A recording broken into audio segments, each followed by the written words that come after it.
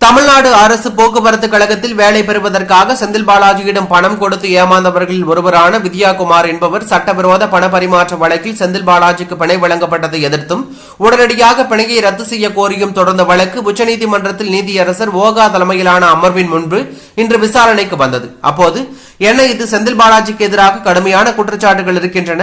அவர் நேரடியாக அமைச்சராக்கப்பட்டிருக்கிறார். இது நிறுத்தப்பட வேண்டும். அவர் அமைச்சராக்கப்பட்டதால் வழக்கின் சாட்சிகள் கடுமையான அழுத்தத்திற்கு உள்ளாக்கப்படுவார்கள் என்ற பொதுமக்களின் அச்சம் நியாயமாக்கப்படும் என்று தமிழக அரசின் சார்பில் நேர் நின்ற வழக்கறிஞர் சித்தார்த்தாவை நோக்கி கேள்வி எழுப்பினார்.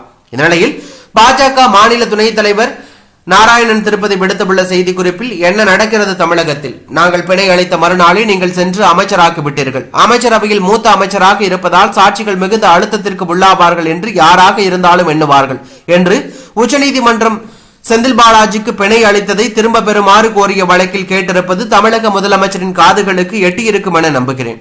உச்சநீதிமன்றத்தின் இந்த கேள்விக்கு உடனடியாக நடவடிக்கை எடுக்க வேண்டிய ஒரு பொறுப்பான முதலமைச்சருக்கு அழகு. அதன் அடிப்படையில் உடனடியாக செந்தில் பாலாஜியை அமைச்சரவையிலிருந்து நீக்கி தான் பொறுப்பான முதலமைச்சர் என்பதோடு உச்சநீதிமன்றத்தை மதிப்பவர் என்று நிரூபிப்பாரா மு க ஸ்டாலின் என்று அவர்கள் கேள்வி எழுப்பியுள்ளது பரபரப்பை ஏற்படுத்தியுள்ளது.